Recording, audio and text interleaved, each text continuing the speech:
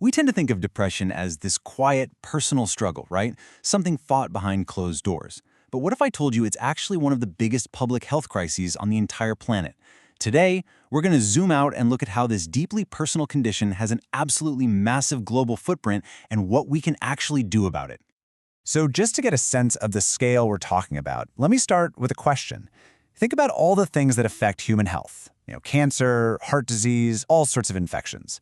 Which one do you think is on track to cause the most overall harm, the most disruption to people's ability to live a full and healthy life across the entire world? The answer, and this might really surprise you, is major depressive disorder. That's right. Global health experts predict that depression is heading toward becoming the #1 cause of disability and lost health around the globe. This is so much bigger than just feeling sad. We're talking about a condition with a truly staggering impact. So how on earth do you even begin to measure something as invisible as the weight of depression? Turns out public health experts have a really specific tool for doing exactly that. It's a metric called Disability Adjusted Life Years, or DALYs for short. And you can pretty much think of it as the currency of how bad a disease is. It's this one powerful number that combines two really important things: the years of life that are lost when someone dies too young, and the years people spend living with a disability. It's a way of calculating the total amount of healthy time an illness steals from us. And here's the bottom line. When you measure diseases using DALYs, depression consistently shows up right near the top of the list. It's not just about mood. It is one of the single biggest reasons people all over the world lose their ability to work, to have relationships, and to just live a healthy, functioning life. Okay, so to really talk about this, we have to be super clear on what we mean by depression. And this is absolutely critical. We have to distinguish the clinical disorder from the regular sadness that every single one of us feels from time to time. They are not the same thing. Not even close. You see, clinical depression goes way beyond just feeling down. Yeah, there's the persistent low mood, but there's also this profound loss of interest in things you used to love. And it brings on all these physical symptoms too. Huge changes in your sleep patterns and your appetite, this bone-deep fatigue, and even real trouble concentrating.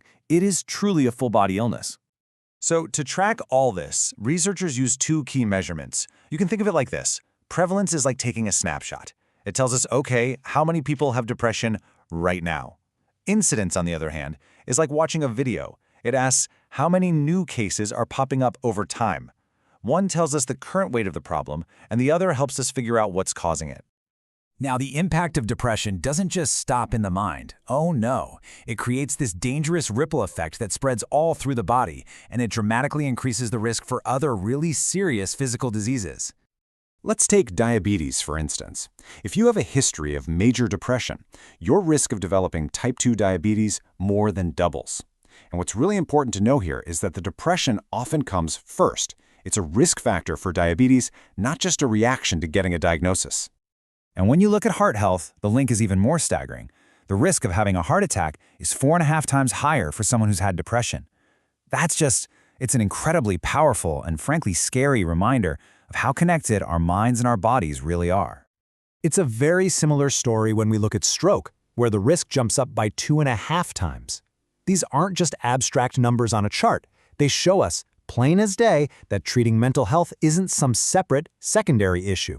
It is absolutely fundamental to our overall physical health. But there's a huge problem with how we study all this. It's something called the 10-90 gap. And what it means is that basically all of our mental health research is based on a tiny, wealthy sliver of the world's population. And the result of that is this giant blind spot. The vast majority of people on Earth, especially those in low and middle-income countries where the burden of disease is often the highest, are just completely left out of the research. This just cripples our ability to understand depression on a global scale and to create treatments that are actually going to work for everyone.